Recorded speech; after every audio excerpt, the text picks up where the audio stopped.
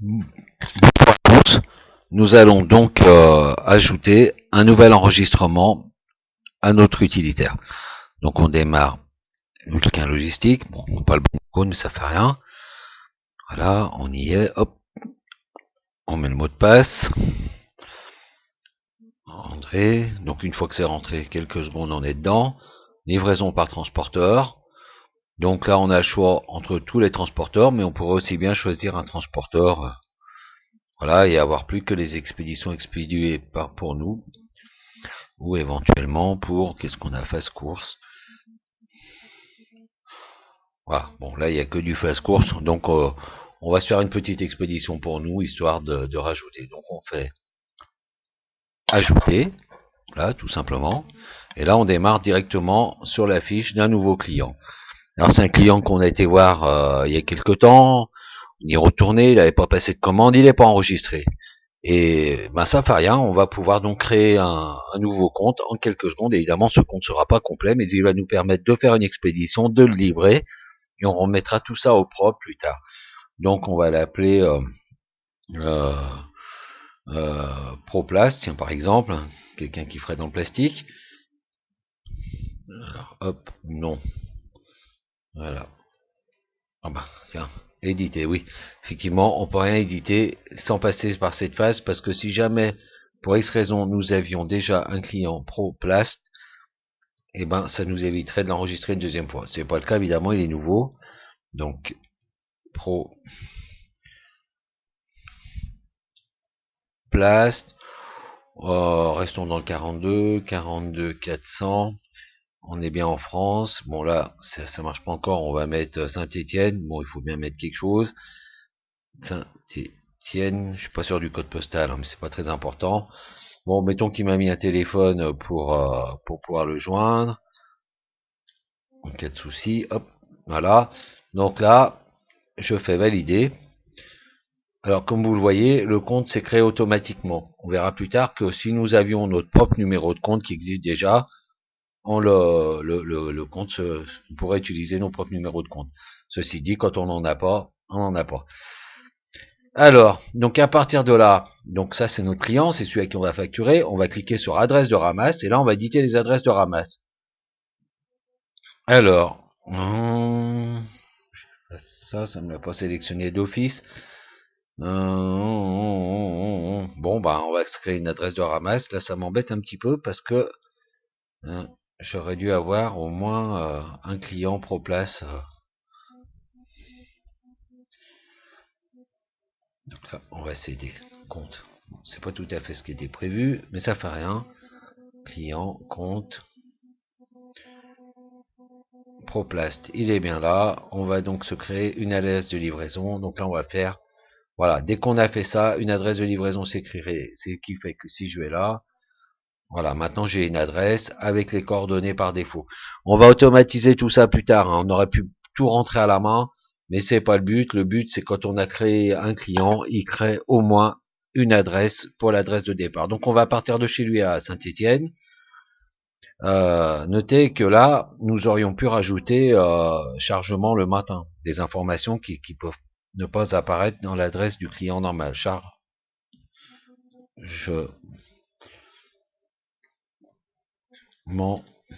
le matin, par exemple, c'est quelque chose d'important. Voilà, ok. Ensuite, adresse de livraison, éditer.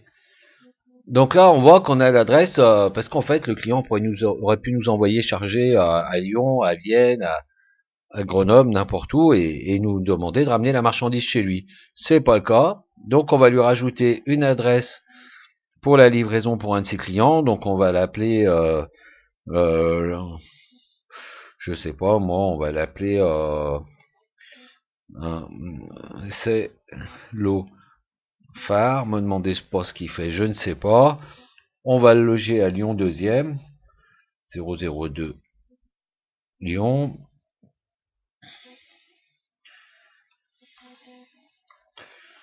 Donc là, toujours France. Donc ça, c'est des choses qui vont être automatisées. Le pays par défaut d'ici à la fin de l'année, là, d'ici peu de temps d'ailleurs. On va mettre info prévenir avant livraison. venir avant livraison au. Donc là on va faire ça, tac, tac, tac. Voilà, comme ça, au moins, sur notre ordre de transport apparaît. Logistique. Donc pour une fois, ouais, on va pas le faire avec notre camion parce que ce serait trop facile. Nombre de colis, on va marquer 1. Voilà, le poids, on va dire que, bon, c'est 5 rouleaux de plastique, on va dire que ça fait 250 kg. Les dimensions, on va pas les mettre parce que c'est négligeable. Donc là, la date de ramasse, pour l'instant, on peut pas la mettre. Et la date de livraison non plus, parce qu'on sait pas encore quand c'est que ça va être fait. Par contre, la commande est prête. Hein, donc voilà, commandé, chargé. On voit la date de commande prête, ça pourrait être cet après-midi à partir de 15h, demain, après-demain. Et les dates de livraison souhaitées, c'est next working day, donc c'est le jour suivant, après la date de livraison, et on enlève le samedi, le dimanche et les jours fériés. Hein, donc ça se remet d'office, mais sachez que c'est quelque chose que vous pouvez corriger de suite. Bon, ça c'est mes habitudes, j'aime bien appeler que quand c'est prêt, mais vous pouvez très bien dire ce sera prêt à 15h, donc à partir de cet après-midi 15h. Commentaire interne. Donc commentaire, donc c'est un commentaire qui s'imprime sur les ordres de messagerie. Donc là on va rien mettre. Transporteur. Donc pour la démonstration, ça m'intéresse de mettre fast course, de mettre un transporteur. Fast course, voilà, hop, je clique 2 fois dessus. Recalculer. Pour l'instant ça marche pas. Après ça marchera, mais là c'est pas possible. Donc on va mettre le devis que nous on lui a calculé. On lui a dit que ça lui coûterait 145 €. La monnaie, elle n'est pas encore automatisée. Et on va mettre devis Patrick. Hein, c'est les aimants qui sont rappelés hein, à chaque fois qu'on aura besoin de rappeler d'où vient le prix ou autre. C'est très important de marquer qui l'a donné parce que des fois on sait plus et puis après on est mis en porte-à-faux. Le simple fait de connaître un nom sur la personne qui a donné un prix, ça permet déjà d'enlever beaucoup de contestations. J'en ai pas connu qu'on lui disait bah c'est Patrick, c'est moi, j'ai noté, je t'ai donné le prix. J'ai encore jamais vu quelqu'un contredire ça. Bon maintenant tout est possible. Hein. Valide. En plus ce sera écrit. Alors document. Je l'ai pas fait, mais on pourrait charger un BD vide, ouais, c'est un peu normal. Ok, dataset actif. Donc là, on va faire annuler, hein, parce que ça peut pas le marcher. Donc on va faire plus. Voilà. Donc là, on va charger le document. Dataset actif, j'avais dû mettre un petit mot pour moi. On va se mettre dans document. André. On met n'importe quoi, hein, c'est juste pour mettre Toto, papier en tête, voilà, tiens, allez, celui-là. Hop, on se met un papier en tête. Pas être testé depuis longtemps. Donc là, automatiquement, notre document a été chargé. On pourrait se mettre un commentaire, tout ce qu'on veut, en plus sur ce document, mais ça pourrait être l'offre de prix du client, ça pourrait être également un récépissé émargé, et sachez qu'on peut mettre plusieurs documents. Hein, les documents sont attachés. Ah, je vois que j'ai pas chargé pour l'ouverture, mais on verra. Les documents sont pas nécessairement rattachés à autre chose, mais ils sont attachés à la livraison. C'est-à-dire que chaque fois que j'ouvrirai cette livraison, je trouverai ce document. Donc je pourrais avoir le récépissé de remise, le récépissé de émargé. Je pourrais également avoir la facture qui apparaît ou un cahier des charges ou une espèce client pour cette expédition. Hein, donc ça c'est utile. Je ferme. Et là, je vois bien mon expédition que je viens de faire, Proplace, à Célophare, à Saint-Étienne. Hein, donc voilà. Maintenant, bah, c'est tout bon. Je vais quand même envoyer un petit ordre de travail à Fast Course. Hein, ça c'est bien gentil d'avoir une belle commande. J'ai noté. Je vais envoyer à mon partenaire, à mon affrété, l'ordre de transport. Donc je clique sur imprimer. D'ailleurs, je suis pas sûr du truc que j'ai sélectionné. Alors on va faire preview. Ça, c'est un truc, je reviendrai un petit peu en arrière pour vous montrer. Donc on est bien chez Fast Course, mais est-ce qu'on est sur la bonne livraison? Non, on n'était pas sur le bon colis. Donc il faut bien le sélectionner, cliquer sur le truc. Quand on voit les petits pointillés autour, c'est qu'on est sur la bonne ligne. Donc je fais imprimer, preview, ok, Voilà, donc je mets en grand. Hein. Donc on voit bien le donneur d'ordre, c'est moi, le transporteur à qui je donne l'ordre, l'adresse d'enlèvement, l'adresse de livraison, les informations de colissage. Tout ça, super. Les prix, bon pour l'instant c'est pas automatique, mais le prix qu'on a donné et les dates de livraison et tout, parfait. Une petite signature. Bon, c'est toujours améliorable, hein, mais bon ça fonctionne, c'est tout ce qu'on voulait. Donc je pense que pour cette affaire, c'est pas mal. Voilà, donc on va en rajouter un pour nous-mêmes. Alors pendant qu'on y est, hein, puisque on va donc se créer, on va enlever le filtre face course, parce que là c'est clair que si on se mettait par exemple plusieurs transporteurs, on pourrait choisir entre nous, pour l'instant j'en ai pas, et face course. Donc pour bien faire la différence, on va faire ajouter. Alors, je vous ai pas montré, hein, vous avez vu la vue détaillée, et là vous voyez que vous avez la vue simplifiée. C'est quand même beaucoup plus facile à voir ce qu'on a fait. Ceci dit, chaque ligne contient moins d'informations, évidemment, que ce qu'on avait sur la vue détaillée. La vue détaillée, il y a beaucoup de choses, les prix, les dates de ramasse, dates de livraison, mais on s'y perd un peu parfois. Là, quand on met la vue simplifiée, ça permet d'aller plus vite. Après, donc là, je peux pas vous le promettre que quand on clique 2 fois dessus, ah bah si, ça marche déjà. Quand vous cliquez 2 fois dessus, vous pouvez modifier ou reprendre votre information et rajouter une information supplémentaire, comme quoi ça a été chargé, ramassé ou commandé, comme quoi il y avait ceci ou cela sur la livraison. D'ailleurs, juste pour la forme, vous voyez que vous avez un commentaire interne non imprimé, vous pouvez vous en servir pour marquer, non, le chauffeur a pas pu trouver, c'était fermé, ou pour laisser des informations. Quand on travaille en équipe, c'est assez sympa de retrouver les infos, évidemment. Si toutefois on avait des documents, on les retrouverait. Par exemple, dans le cadre de la dernière expédition pour Proplast à Saint-Étienne, je retrouverai bien mes documents que j'ai enregistrés par rapport à cette expédition. Voilà, donc voilà, ça c'est fait. On va s'en rajouter une petite, juste pour le plaisir. On va aller vite, on va prendre un client qu'on a déjà, donc ils sont tous basés sur la même forme, hop. Donc là, on va mettre Bécane, j'aime bien ce nom, hop. Alors, adresse de ramasse, c'est toujours la même livraison, c'est un client régulier. On prend chez YoYo on va prendre chez Beckham, à Crépy-en-Valois, ok. Ce coup-ci, on va éditer, envoyer sur son adresse YoYo à Brest. Vous voyez, quand le client revient souvent, ça nous aide quand même. Logistique, nombre de colis 2, le poids, on reste dans le petit 450. Dimension, on va mettre une palette 80-120, c'est pour écrire quelque chose, hein.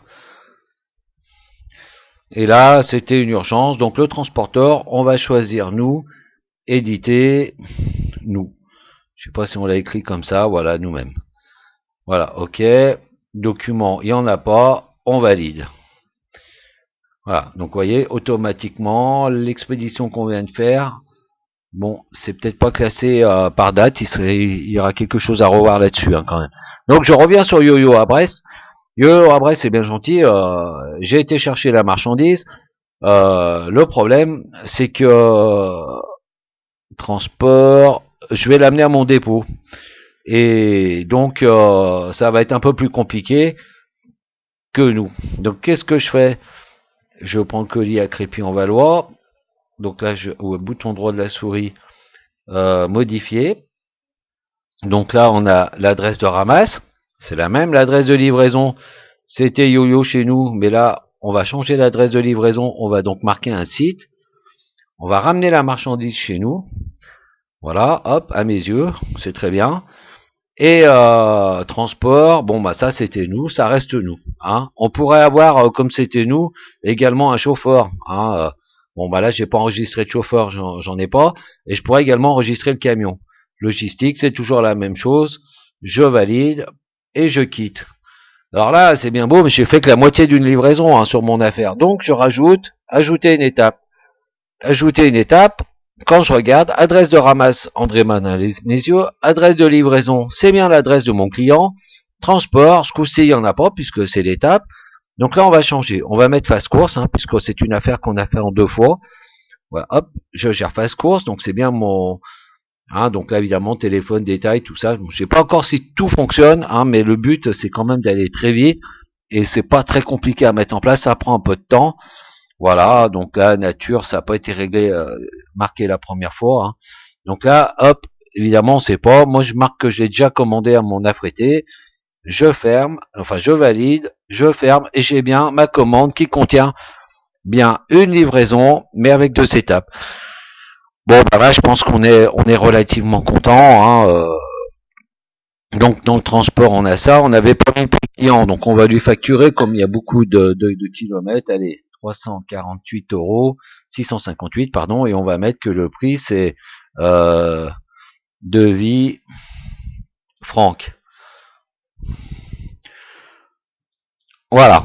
Donc, on a fait un petit peu le tour.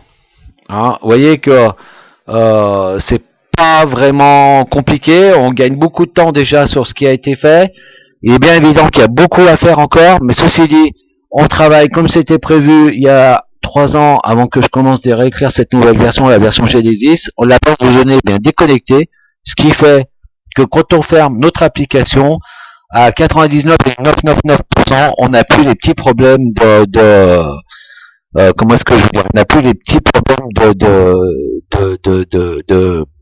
le programme qui craque, quoi. On n'a plus d'écran bizarre, on n'a plus de soucis. Vous voyez, quand même, ça a été fluide. On a donné un ordre de transport, on a créé un transporteur, on a créé une étape et tout ça très rapidement. Évidemment, bon, je vous ai pas montré. J'en profite parce que je sais pas quand c'est que je pourrais revenir. Je vous montre juste un petit truc. Hop, donc le client qu'on a créé, c'est très important. Alors c'était pas le but, mais on va profiter. Compte client. Alors après, ce sera un petit peu automatisé partout. Vous avez vu que quand on a créé ProPlace, on a créé en cliquant depuis l'adresse client sur une adresse qui s'est créée automatiquement, mais vous verrez que si vous cliquez sur adresse de facturation, automatiquement, vous avez des informations de facturation qui s'est mis. Alors, il y a des informations quand on crée le compte client qu'on ne peut pas connaître sur l'adresse de facturation. Pour l'instant, elle s'est remise par défaut sur l'adresse du client, mais ça pourrait être facturé tout à fait ailleurs. Hein, donc je vous laisse prendre un petit peu, faire le tour, regarder un petit peu comment ça marche, la gestion des contacts, la gestion des documents.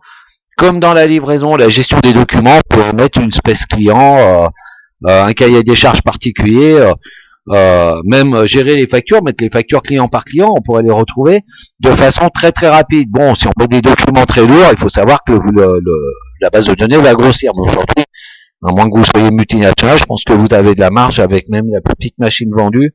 Vous avez de la marge en termes d'espace. Voilà, donc je vous remercie d'avoir suivi ce petit tutoriel. Puis je vous dis à très bientôt, au revoir.